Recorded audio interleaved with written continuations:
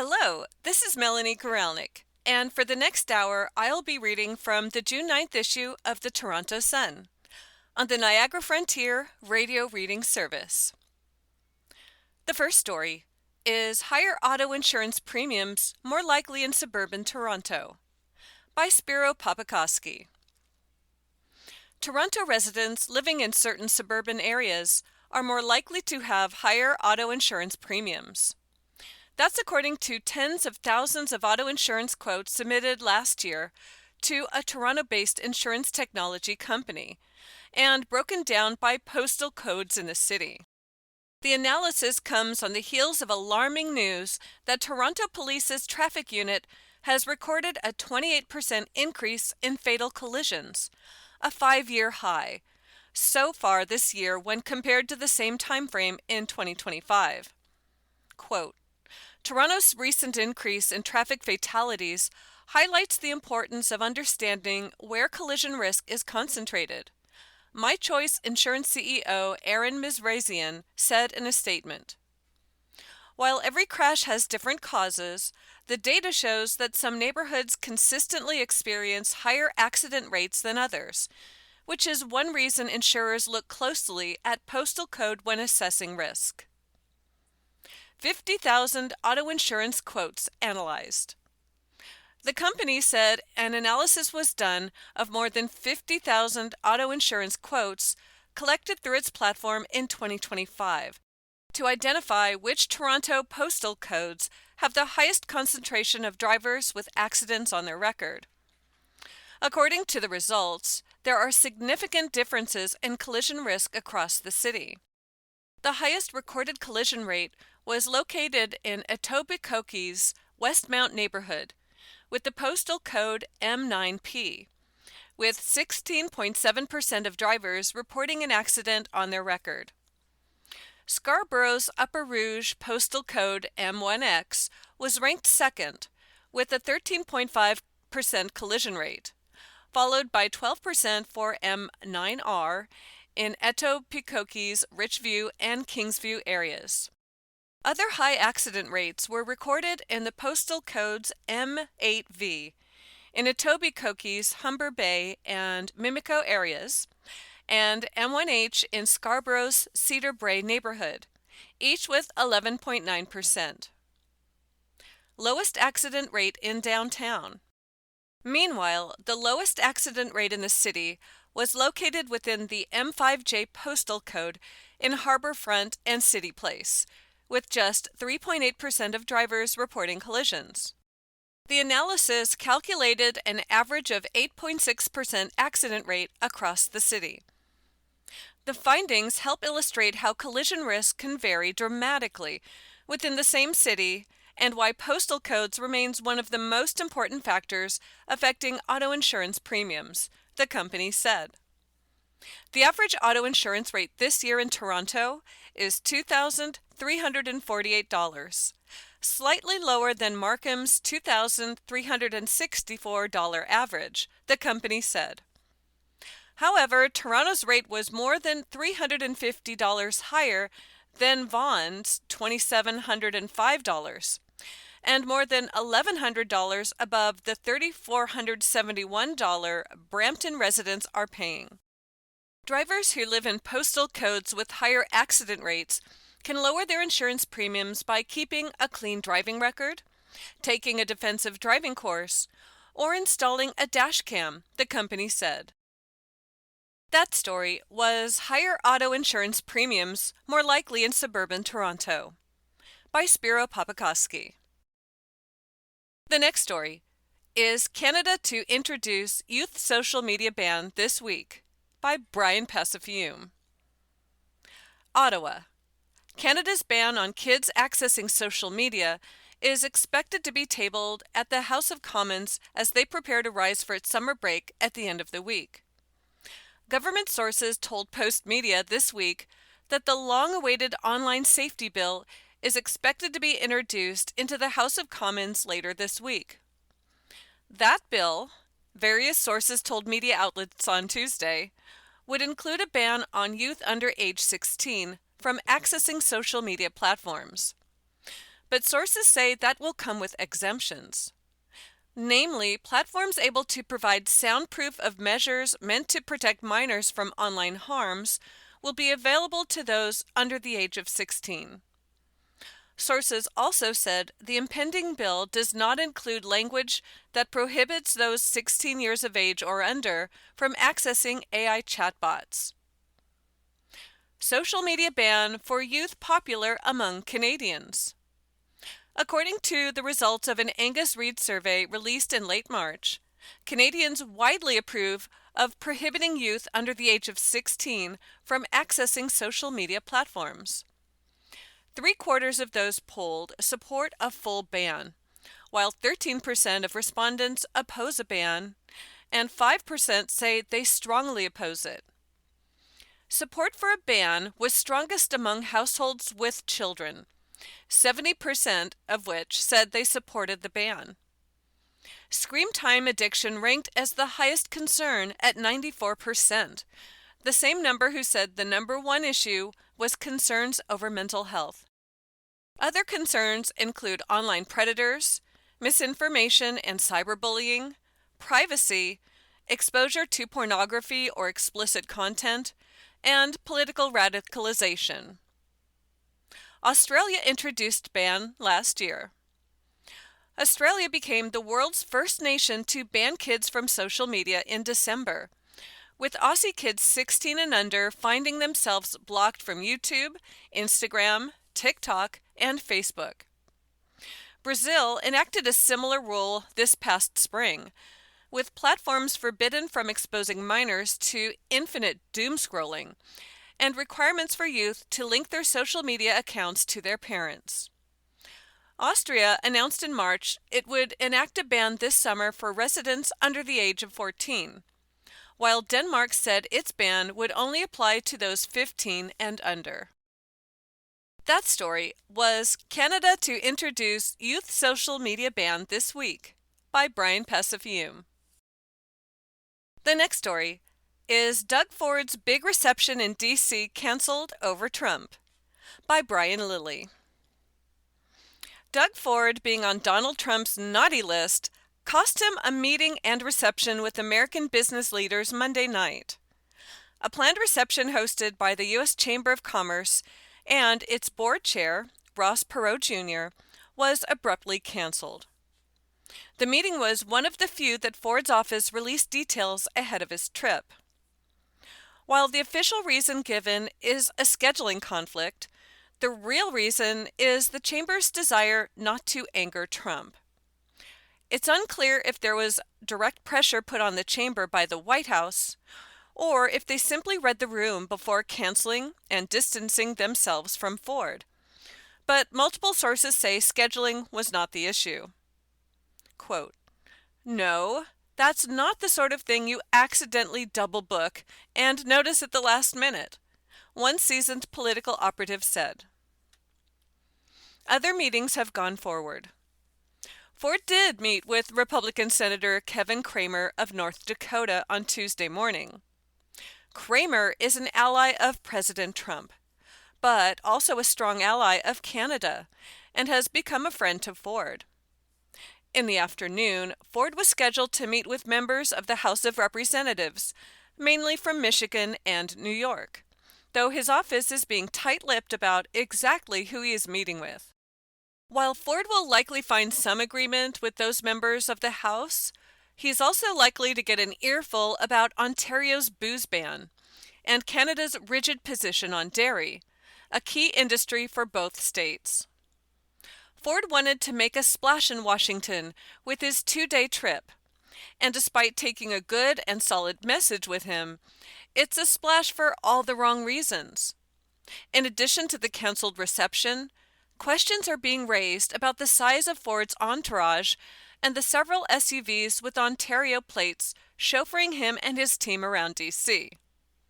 His entourage is bigger than Carney's, one observer pointed out. Ford dismissed the idea that this trip hasn't lived up to expectations. "We have been jammed, meeting with everyone down here. They rolled out the red carpet for us. They treat us so well. Ford said, insisting that the canceled reception was just about a scheduling conflict. Booze won't be back on shelves anytime soon. Asked whether he would consider putting American booze back on the shelves prior to getting a deal to lift tariffs, Ford ruled that out, even if the Americans threaten extra tariffs over the booze ban.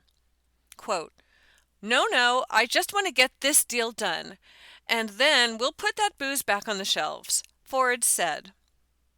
While in Washington, Ford's government released their plan called Building Fortress North America. It's a 32-page blueprint for building a stronger economy across all of North America.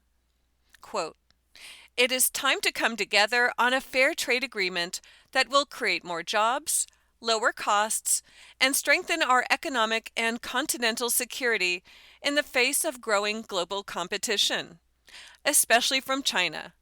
A message from Ford in the document reads, It's a good message, but the question is, why is this coming from the province of Ontario rather than the federal government? This is the kind of document, the kind of plan, the kind of message that should have been coming out of Ottawa for the last 18 months. We've heard of nothing but rupture, the dangers of integration, the need for new partners, and that the old relationship is over. Carney began adopting Ford's messaging recently, including in a speech to the Economic Club of New York. All of this may be too little too late for the Canada-US relationship. We aren't wanted at the party anymore, and even when we get an invite, the party gets cancelled. There is a picture of Ontario's Premier Doug Ford. It was taken in January at the First Minister's meeting in Ottawa, and it's kind of taken from down below, like maybe he's on a stage. So he looks really tall. He's got his hands down, but like palms facing out as he's speaking into a microphone. He's wearing a navy blue suit. The jacket looks really long, but it just might be the perspective. And then behind him are many different flags, which may be provinces. I'm not sure. Photo credit goes to Heung Cheol Park via Postmedia Network. That story was Doug Ford's big reception in D.C. canceled over Trump, by Brian Lilly. The next story is Peel cops caught this Air Canada pilot without proper license because they could, by Joe Warmington. Catch me if you can. Well, Peel Regional Police did catch this retired Air Canada pilot who was allegedly operating flights without an appropriate license. This was no Hollywood drama with Leonardo DiCaprio and Tom Hanks depicting the Skyway man Frank Abagnale Jr. flying around in the jump seat, being chased by FBI agent Carl Hanatry. This was a real-life drama involving a captain in a cockpit allegedly flying routine flights without being properly licensed. This flyer captained more than 900 flights, sometimes with up to 500 souls on board. It is the stuff of movies, and not the first weird set of circumstances involving an Air Canada pilot. A pilot was suspended in 2009 for allegedly smelling of alcohol. In 2023, in a rare move of putting one of their own pilots on a no-fly list, the airline suspended and later terminated a pilot for wearing a pro-Palestinian scarf in a picture in his uniform posted to social media. Toronto Pearson International Airport has also had its share of drama in recent years. From plane crashes to gold heists, to drug smuggling, to the infiltration of organized crime, to an armed high-risk offender male being shot by Peel police. And now, allegedly, a pilot flying in and out without the proper credentials to do so. Pilot didn't hold right license. While the passengers on hundreds of Air Canada flights had real tickets to fly that day, Peel police alleged that the pilot did not have the appropriate license.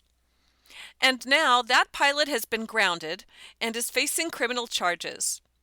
On Tuesday, Peel Regional Police arrested and charged Jeffrey Wall of Barrie, Ontario, with fraud over $5,000, uttering forged documents, 2 charges, possession of counterfeit mark, 3 charges, and public mischief. Quote, "This case is deeply concerning and strikes at the heart of public trust and safety, as the accused is alleged to have put hundreds of thousands of passengers at risk across more than 900 domestic and international flights," Peel Regional Police Chief Nishan Durapia said. Deputy Chief Nick Milinovich and officer in charge of the probe, Detective Sergeant Chad Mitchell, talked of the painstaking investigative work their team did after learning about the situation from Transport Canada. You are listening to a reading of articles and features from the Toronto Sun on the Niagara Frontier Radio Reading Service. They said an investigation revealed Wall allegedly used fraudulent pilot licenses during his 27-year career and service as a captain. Authorities said they obtained evidence indicating Wall allegedly duped Air Canada and Transport Canada. Records noted Wall held a commercial pilot license, but did not hold the required airline transport pilot license needed to operate aircraft, including a Boeing 777, as a captain. Brampton Mayor Patrick Brown talked of the closeness to the pilot in the Catch Me If You Can movie, but added, "If you want to commit crime in Peel Region, you will be caught." News conference far from routine. This was no ordinary news conference. Nothing routine about it.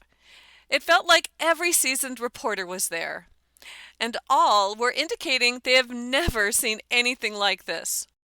Certainly, this story is ascending high and traveling far beyond Mississauga.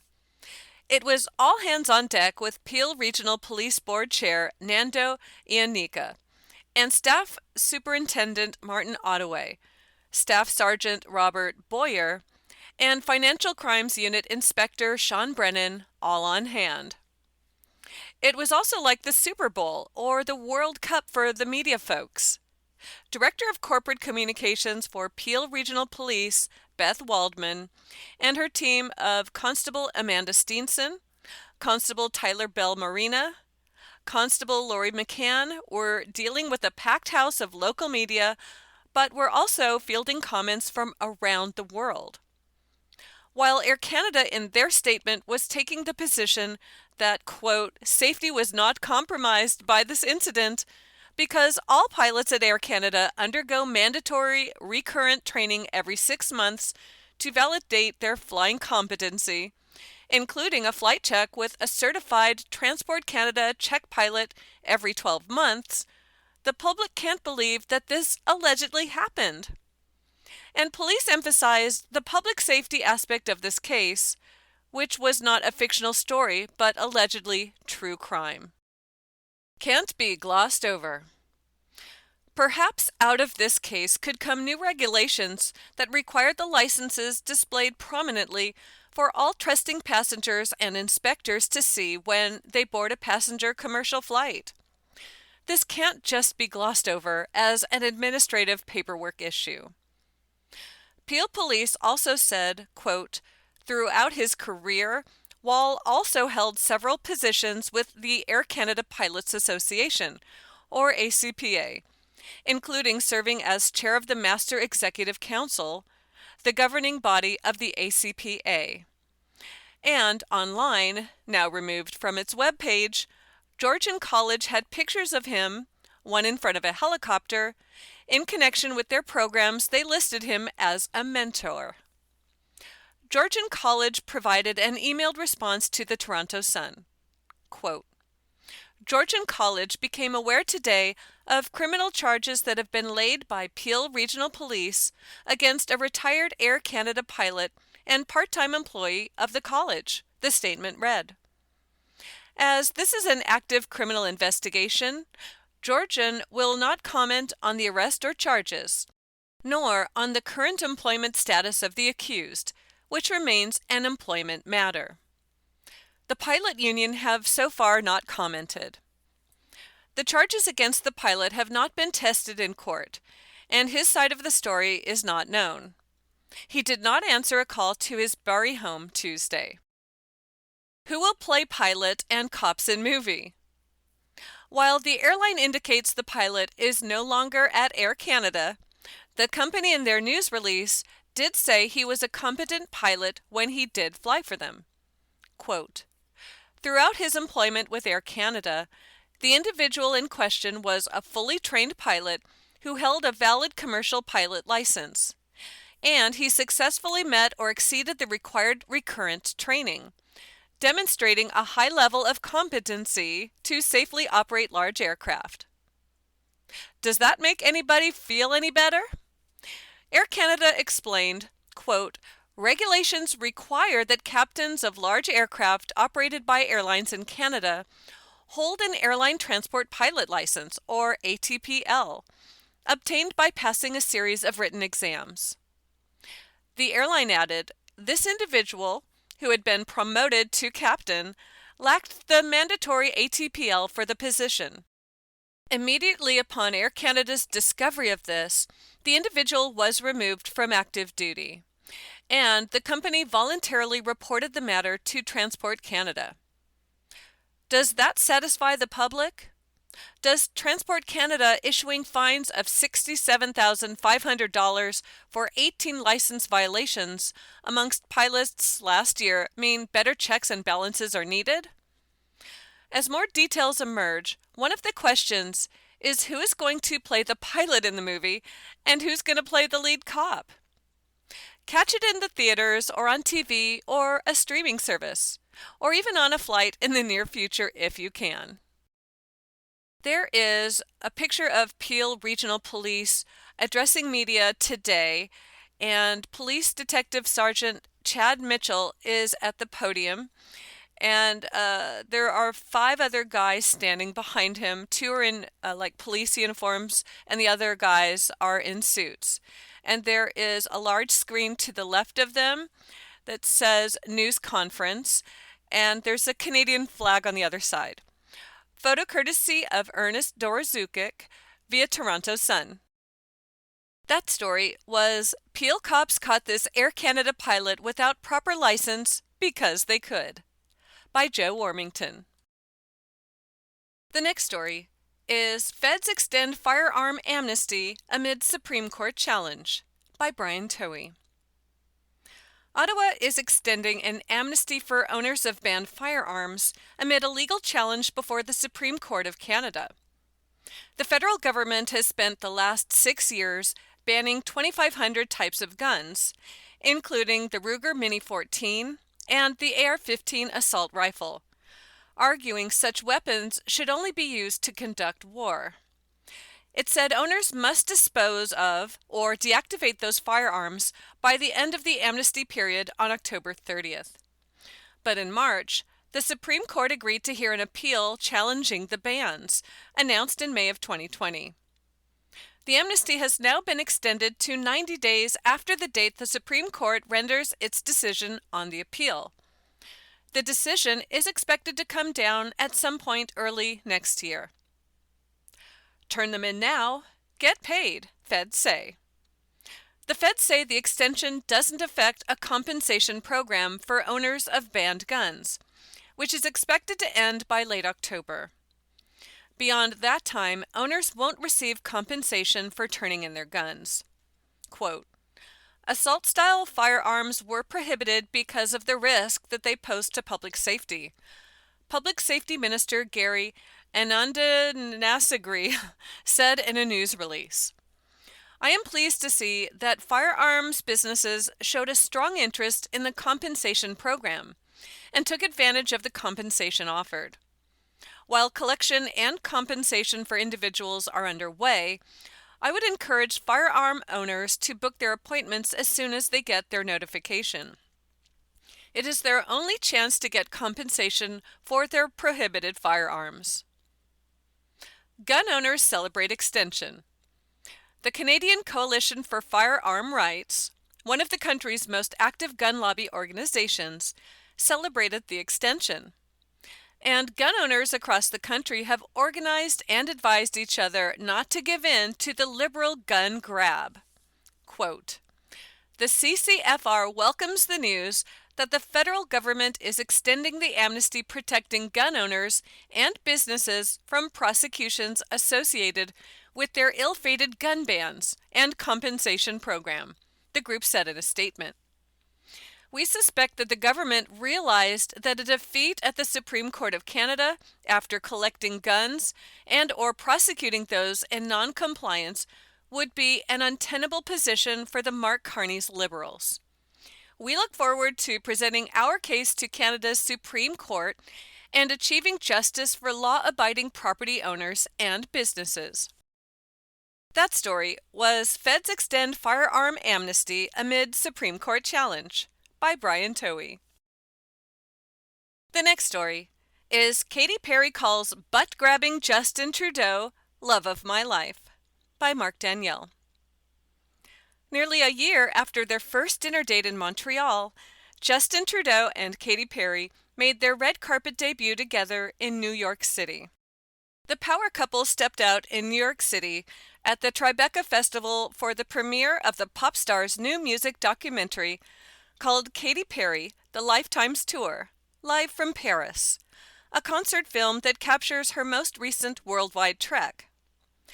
Clad in a black suit and white shirt, Trudeau went unrecognized by most onlookers, as Perry, in a full-length white gown, signed autographs for fans. At one point, as they posed for photographers, Trudeau playfully rubbed Perry's behind, which enraged some people on social media. "What a classless pig," one person declared, with another branding Trudeau as a creepy old geezer. "Is it just me, or anyone else also feels the butt touching is a bit uncomfortable to watch?" a third person asked. "Gross and degrading to cup her ass," a fourth critic wrote. "This is not a relationship, it's a display." One video dubbed Trudeau an absolute nobody, as he stood idly by as Perry signed autographs for her fans. "Welcome to America, Justin," one person commented on the viral video. "A place where nobody gives a crap who you were." Quote, "He ran Canada into a recession and left Carney to finish the job," another ex-user remarked, referencing news that the country is now in a technical recession. "Now he's photobombing Katy Perry at Tribeca." Speaking to Entertainment Tonight, the 54-year-old former Prime Minister said he watched Perry's Lifetimes tour 3 times, but wasn't really paying attention to anything but Katy. "So I'm looking forward to seeing the show now for the first time." During the screening, fan-shot video from inside the theater captured Perry, 41, embracing Trudeau as she sang her song "Not Like the Movies" to him. Elsewhere, he was captured gazing up lovingly at his new girlfriend when she joined attendees in a sing-along of Dark Horse. When the power went out at one point, Trudeau was beaming as he reached for her hand as she stood up and watched the crowd's impromptu performance of Crush. Quote, "I am very in love." During a post-screening Q&A, Perry spoke about her personal journey in 2025, which saw her split from longtime fiancé Orlando Bloom before she started dating Trudeau. Quote, "Every day is a fantastic journey, and every day is a chance to evolve and be a better person, and do the right thing, and to be a model for your community, for your family, for your world," Perry said according to multiple media outlets, including USA Today, Us Weekly, and the Daily Mail. Quote, "I would say now at the end of 91 shows, I feel like a more grounded person in so many aspects of my life. I am very in love," she went on. Perry said the Paris concert was filmed after I met the love of my life. "So I felt very anchored by that," Perry said. "I'm a little bit like a rainbow kite. I fly super high. Sometimes I need to be anchored, so to have that anchor finally makes me feel really whole now." She went on to call 2025 one of the hardest years of my life. Quote, "I went through a fuck ton," she candidly revealed. "And there were days that were really, really, really hard. And I just kept going because I made a promise to my fans. I made a promise to my daughter, and I made a promise to myself. And I got through it. I walked through the fire because everybody has to walk through their own fire. And if you're walking through hell, you keep going, because on the other side of hell is definitely heaven." There is a link with this article to see the video that's posted by Entertainment Tonight on X, where Justin Trudeau and Katy Perry are standing on a red carpet posing for the camera, and he reaches down and grabs her butt and then just kind of brings it on up to the small of her back. I don't see what the big deal is, but there it is. They look gorgeous, by the way. Video credit goes to Entertainment Tonight. That story was Katy Perry Calls Butt-Grabbing Justin Trudeau Love of My Life by Mark Danielle.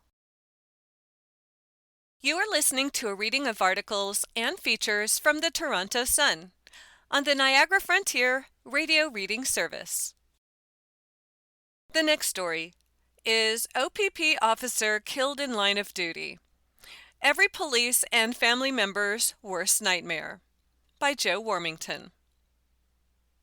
Yet another Ontario provincial police officer has been killed on Ontario roads in what has turned out to be a devastating day for the provincial service. This is every police and family member's worst nightmare, Ontario Provincial Police Association President David Sabatini said. Unfortunately, another nightmare has come true. It is with deep sorrow that I confirm that OPP Constable Taryn Bally was killed in the line of duty this afternoon in Hearst, OPP Commissioner Thomas Carrick said on Tuesday. There is still an investigation underway, but the OPP confirmed that the 29-year-old Brampton native and nearly 3-year veteran cop was killed in the line of duty while deployed with the James Bay Detachment.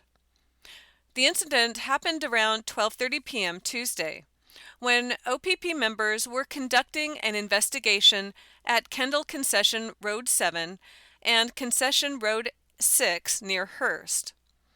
A member of the OPP was seriously injured and has since been pronounced deceased, OPP said in a news release.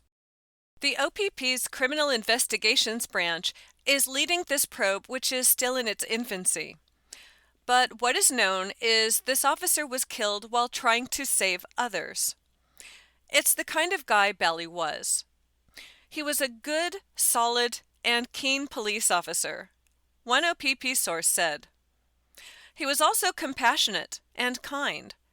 Stationed at the Dufferin County Detachment in the OPP's Central Region, he spent his Christmas last year making sure area kids got their presents from Santa Claus by volunteering in a toy drive. He also volunteered to go to Northern Ontario's James Bay Detachment, Northeast Region. Sometimes officers go out a long way from home to serve, but don't get to go home. This is the second OPP officer to die this year while on duty. In late April, OPP Officer Sergeant Brandon Malcolm of the OPP's Northumberland Detachment died after crashing his motorcycle on Highway 401 near Cobourg. And now this has happened to Bally. Quote, "This is another reminder of the dangers that our members face each and every day as they serve and protect the citizens of Ontario," OPPA leader Sabatini said. On behalf of the OPP Association, we extend our heartfelt condolences to Provincial Constable Bally's family, friends, and colleagues. We will steadfastly support our PC Bally's family and co-workers. That is not easy work. It has not been a good year for the OPP in terms of losing members on the road. But as both Carrick and Sabatini say, neither will ever be forgotten. Tributes for officer. Tributes quickly began pouring in for the fallen officer on Tuesday. Quote, On behalf of the members of the Toronto Police Service, I extend our deepest condolences to the family, friends, and colleagues of OPP Provincial Constable Taryn Bally for their tragic loss, Toronto Police Chief Myron Demkiw said in a post on X. Ontario Premier Doug Ford also offered his condolences. Quote, I am deeply saddened to hear of the death of OPP Provincial Constable Taryn Bally, who was killed in the line of duty today while serving in Hearst, Ford said. On behalf of the people of Ontario, I extend my sincere condolences to his family, loved ones, and OPP colleagues. We honor his courage, service, and sacrifice. There is a picture of the OPP Constable Taryn Bally who passed away. It's a black and white shot, and he's wearing his standard uniform hat, and just you can only see really the collar of his black uniform. And he's a young guy with black hair. He has a beard and mustache, brown eyes, and a really great infectious smile. Photo courtesy of OPP Commissioner via X via Toronto Sun. There is also a picture of OPP Sergeant Brandon Malcolm, who died in a crash on April 27th of this year. Oh, this one's heartbreaking too. He is posed sitting on his motorcycle. It's a white motorcycle that has the letters OPP in gold on the front and then a crown. And he is seated on it with his helmet kind of tucked under his arm. He's wearing a white shirt that's short-sleeved, a black tie. There's some epaulets on his shoulders, and he's wearing a black cap with some kind of emblem. And he's got a short beard and mustache and brown eyes, and he's smiling at the camera. It's so cute. I don't know. It breaks my heart. Photo courtesy of Ontario Provincial Police. That story was OPP officer killed in line of duty. Every police and family member's worst nightmare. By Joe Warmington. The next story is 60% of Canadians stress over personal finances. Survey finds. By Brian Passafiume. Ottawa. If your financial woes are keeping you up at night, you aren't alone. New polling conducted by Leger on behalf of United Way Centraide Canada, or UWCC, shows financial anxiety for Canadians is on a steady increase, suggesting Canada's cost of living and affordability crisis is only getting worse. Quote, financial anxiety is rising all across Canada, United Way President and CEO Dan Clement told the Toronto Sun. And I think what's really important is to understand that when Canadians are experiencing that financial anxiety, it is actually having a real impact on their daily lives, their health, and their sense of stability. Nearly half of Canadians are only 1 month away from financial catastrophe. Despite Prime Minister Mark Carney's efforts to jumpstart Canada's stalling economy, data and lived experiences by most Canadians suggest the government's efforts aren't amounting to much.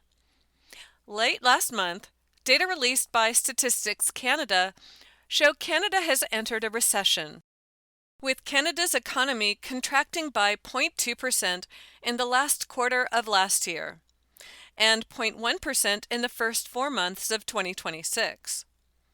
That's 3 out of the last 4 quarters posting negative real GDP growth, suggesting Canada's economic engine has stalled. According to the poll, 46% of Canadians say if they suddenly lost their job, they could only cover basic expenses for a month or less. 27% say their situation has only gotten worse over the past 6 months. In all, 60% of Canadians are feeling anxiety of their finances, even though around 62% of those polled said their household income hasn't changed much over the past 6 months.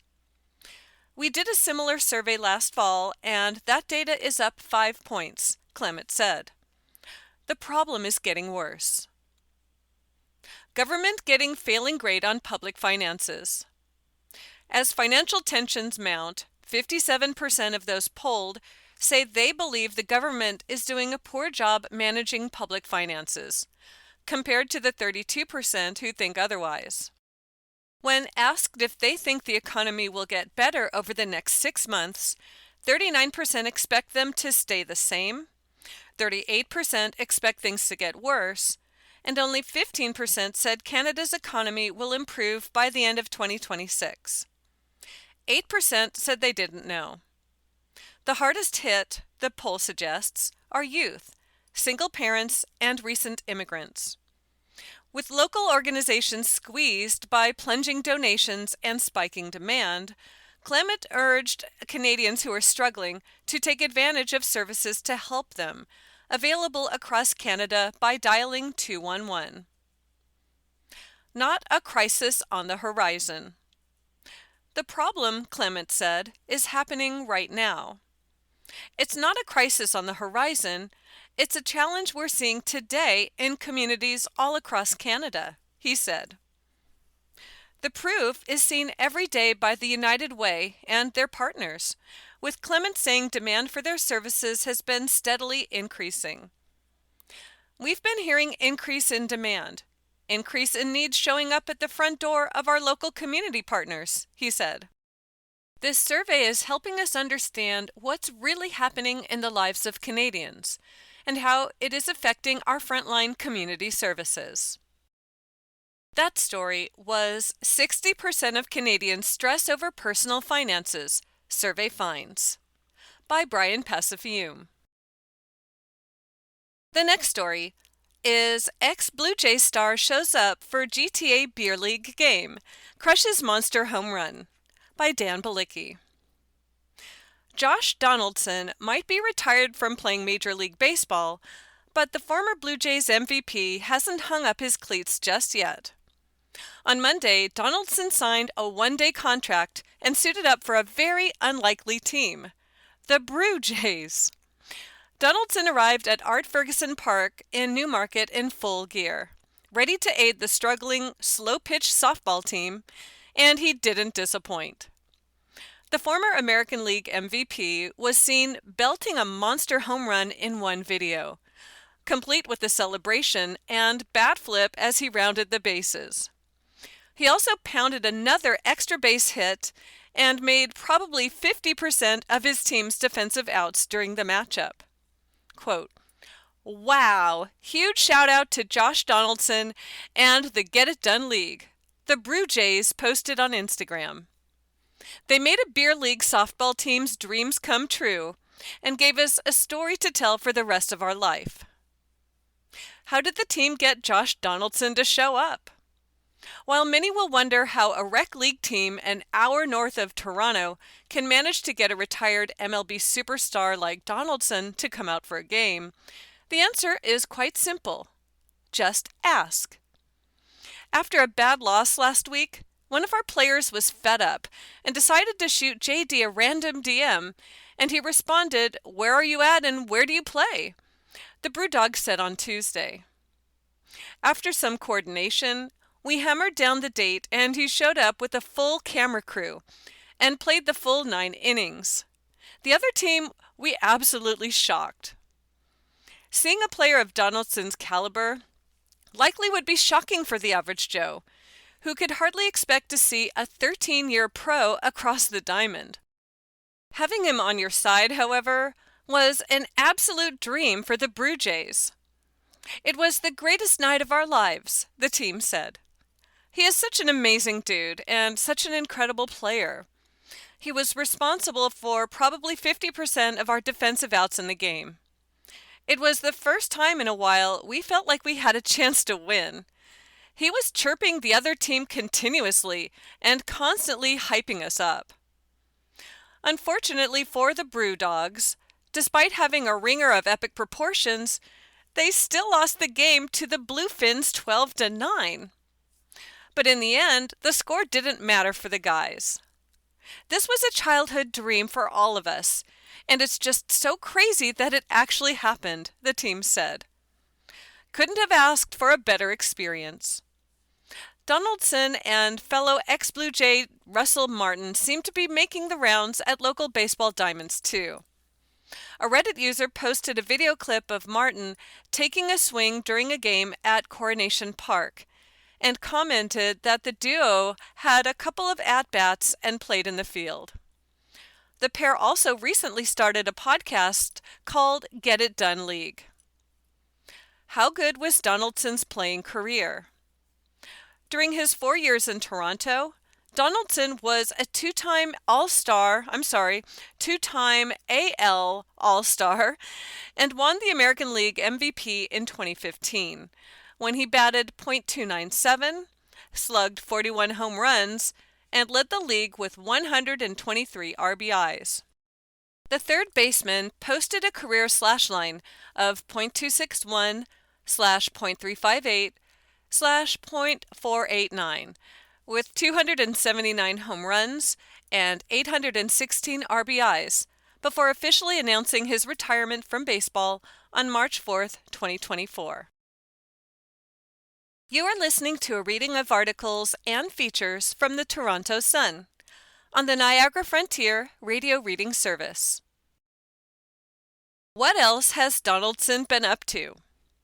Showing up for Beer League softball isn't the only thing that has been keeping Donaldson busy. Earlier this year, the slugger revealed that he has a massive amount of memorabilia that he says is worth about $35 million. During an episode of Locker 19, a podcast and YouTube channel focused on sports memorabilia hosted by former NHLer Scottie Upshall, Donaldson made a surprise appearance.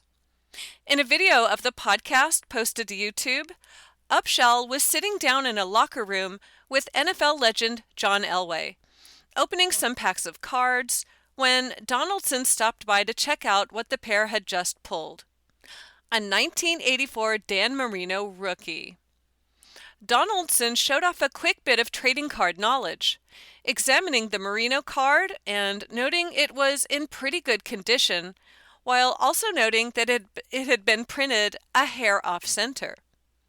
When Elway asked the former third baseman if he saved cards, Donaldson replied he has a huge collection.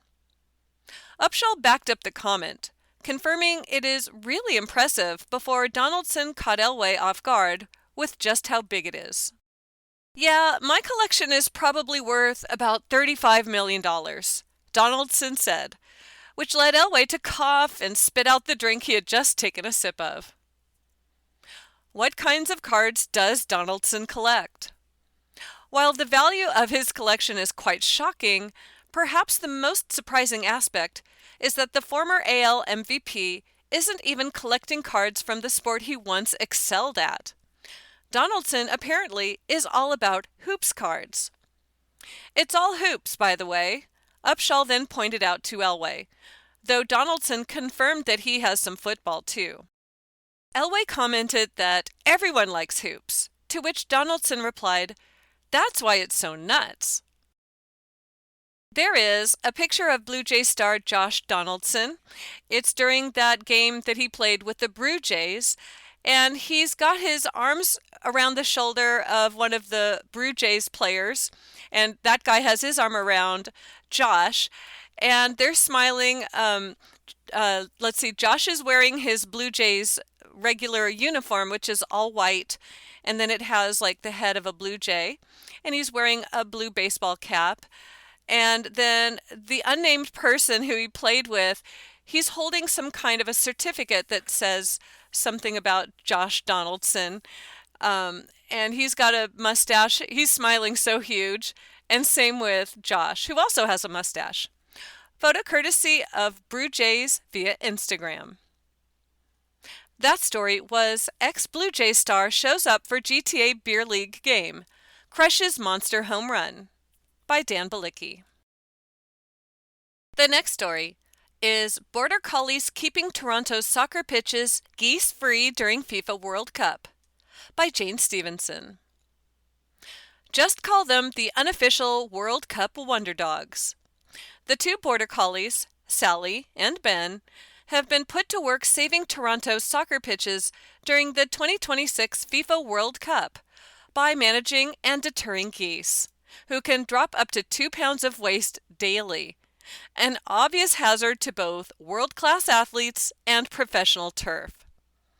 So the whole premise is the dog just doesn't chase the geese like you would do, or a normal dog, said geese management technician Gareth Williams, the owner of Border Control Bird Dogs, Inc., for almost the last 2 decades in Stirling, Ontario, about 2.5 hours east of Toronto.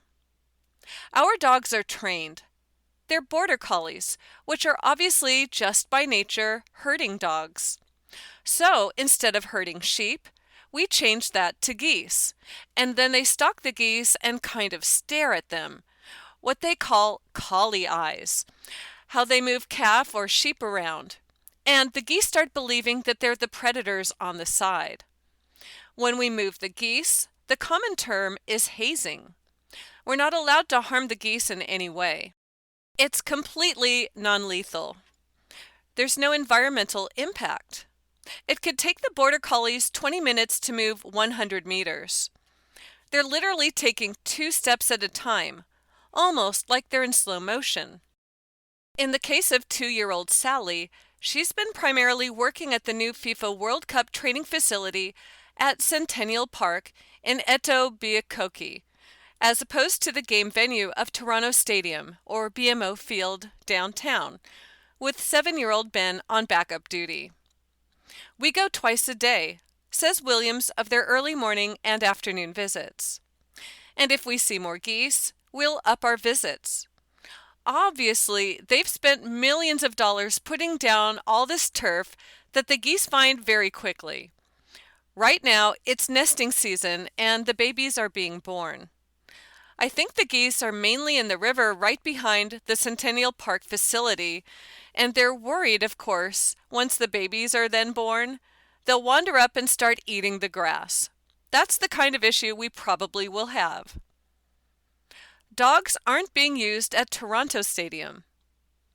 Williams said the more enclosed Toronto Stadium, where the 6 FIFA World Cup matches will be held starting Friday, doesn't currently have the same issue with geese, who prefer open fields. They're not having so much an issue there right now, Williams said. We'll be on standby for that.